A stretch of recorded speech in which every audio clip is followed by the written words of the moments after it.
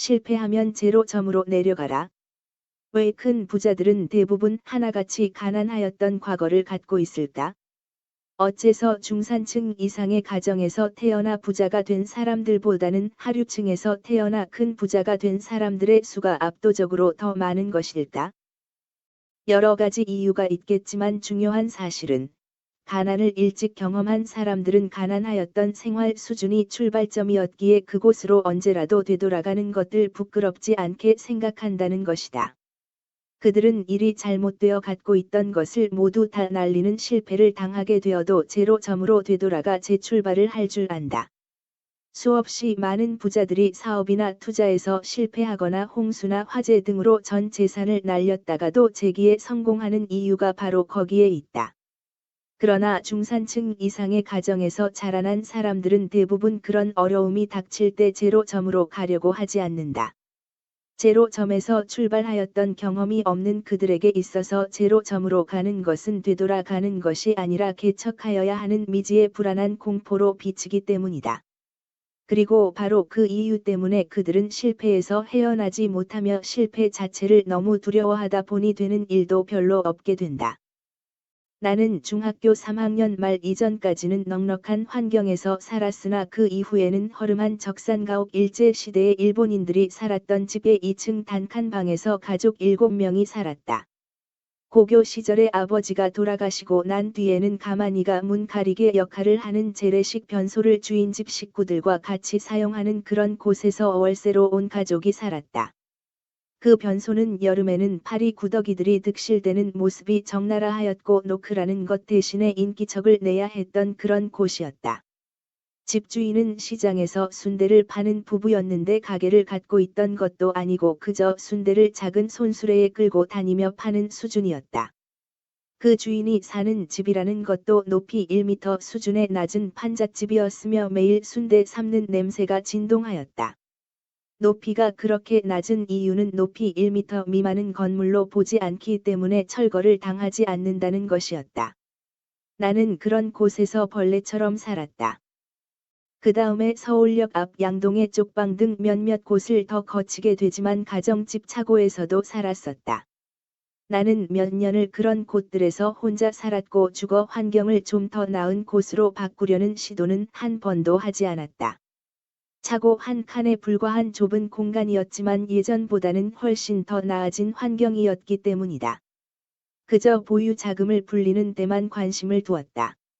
그러다가 28세에 집을 샀지만 1년 후 다시 빈털터리가 되었고 빚은 약 3천만 원. 당시 서울 아파트 한 채 값이었다. 가까이 있었다.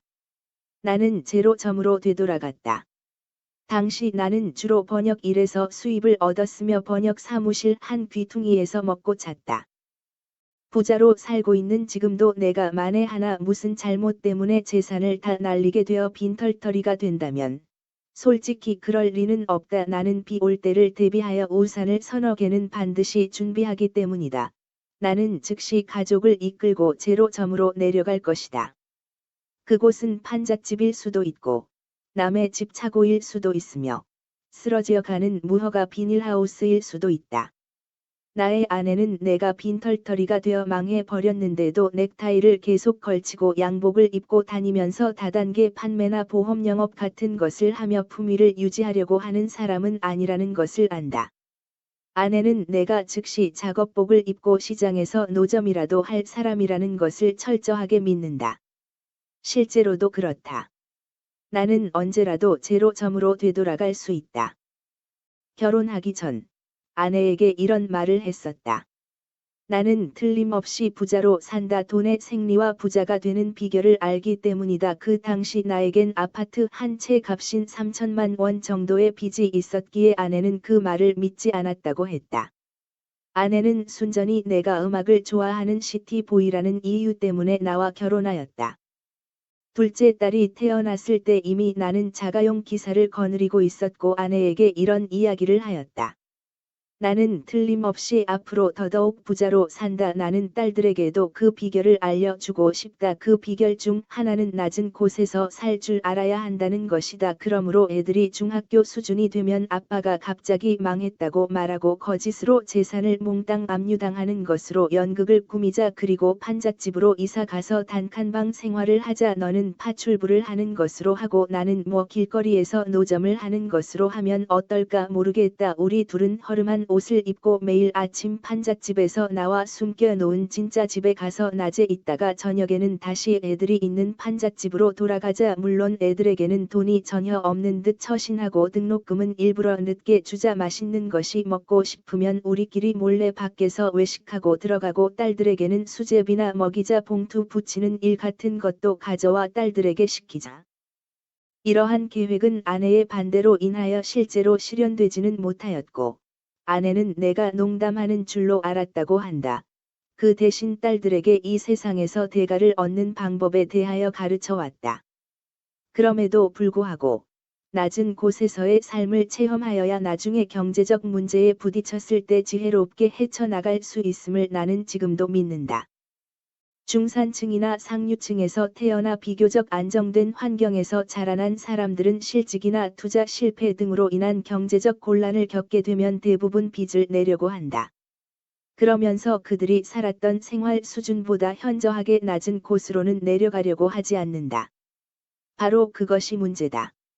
예를 들어 2억 원대의 30평형 자기 아파트에서 살던 사람이 주식 투자나 사업에 실패하여 빚이 1억 생기게 되면 그 집을 팔아 빚을 갚고 난 1억 원을 갖고 전세를 구하되 가능하면 비슷한 규모의 집을 구하려고 하며 이때 전세금이 모자라면 또다시 빚을 얻는다. 심지어 어떤 사람은 집은 그대로 놔두고 빚을 안고 살아간다. 그러니 빚에서 헤어나지 못하며 버는 족족 이자의 원금을 갚아 나가니 사는 재미도 느끼지 못한다. 왜 그들은 생활 수준을 저 낮은 곳으로 던져버리는 생각은 하지 않는 것일까? 내 주변에 9천만 원의 전세를 살면서 빚은 1억 원을 지고 있는 30대 중반의 사람이 있었다. 그는 연봉 2천만 원대의 봉급 생활자였다.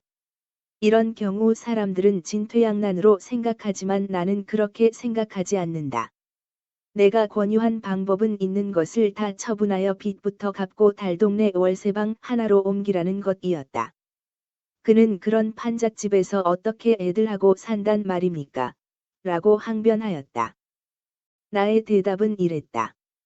웃기는 소리 하지 말라. 너는 지금 연봉의 절반 이상을 이자로 지불하고 있다. 지금과 같은 방식으로는 평생 빚에서 헤어나지 못한다는 것을 자기 자신도 알 것이다. 너에게 보이는 해결책은 일확천금이기에 복권이나 주식 같은 것에 눈이 시뻘개지지만 천만의 말씀이다. 요행수를 바라거나 무엇인가에 쫓기며 하는 투자는 언제나 허무하게 끝나기 마련이다. 생활비를 극도로 줄이고 자신의 몸값을 비싸게 만드는 방법을 모색하면서 아내의 도움을 받아 밤에 포장마차라도 해야 한다. 아이들에게 미안하다고. 어쩔 수 없다. 어릴 때 가난을 맛보는 것도 행운이라고 나는 믿는다. 그렇게 하기 싫다면 개인 파산을 신청하든지 불법적으로 콩팥 같은 신체의 일부라도 팔아 빚을 갚든지 해라. 다른 방법은 없습니까?